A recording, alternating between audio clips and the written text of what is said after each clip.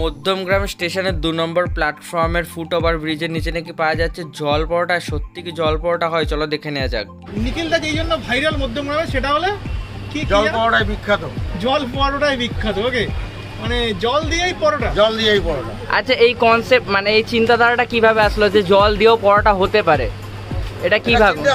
তেলের চিন্তা করে। আচ্ছা, তেল খেলেই ক্ষতি। এইবার আমাদের তো 5 টাকার পরোটা বিক্রি হয়। আচ্ছা না, এই পরোটা আমি আগে 1 টাকা করে বিক্রি করতাম। আচ্ছা, 1 টাকার থেকে এখন 5 টাকায় এসেছে। যখন শুরু করেছিল 1 টাকা দিয়ে। মানে কতদিন আগে কথা বলছো? ধরো 40 বছর হয়ে গেছে। প্রথমে শুরু করে 50 পয়সা দিই, তারপরে 1 টাকা হয় একবার, তারপর 2 টাকা, 3 টাকা, 5 টাকা। আচ্ছা আচ্ছা, স্টেশনের মধ্যে থেকেই শুরু। বাহ। আর এই দেখো, এই হচ্ছে জল পরোটা তৈরি হচ্ছে। দেখো তৈরি হচ্ছে, দেখো কোনো দেখো তেল দেয়নি, তাওয়াতে দেখো কোনো তেল নেই। দেখো এই রেডি হয়ে গেল। দেখো এই যে, এই দেখো, ওই যে বেলছে, এই যে দেখো,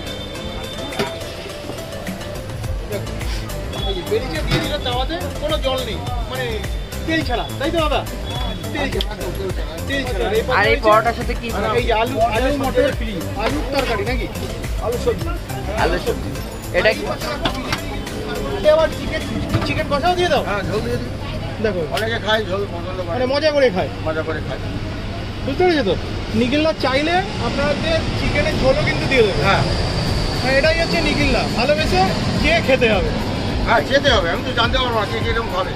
আচ্ছা আচ্ছা, তো মোটামুটি মধ্যমগ্রাম স্টেশনে আসলে নিখিলদার বিরিয়ানি একবার ট্রাই করবেন, অবশ্যই ভালো লাগবে। কারণ 50 টাকার বিরিয়ানি খাবেন, 50 টাকার মতনই ছাড়তে হবে না। আমার কেউ দাদার মতন এসে বলবেন না যে দাদার মোদির মতন হয়নি। না না, তাদের সঙ্গে আমি কোনো তুলনা করতে চাই না। আমার নিজের কোয়ালিটি, আমি নিজে মাল তৈরি করি, আমি কার নকল করি না। এটাই হচ্ছে মেন কথা।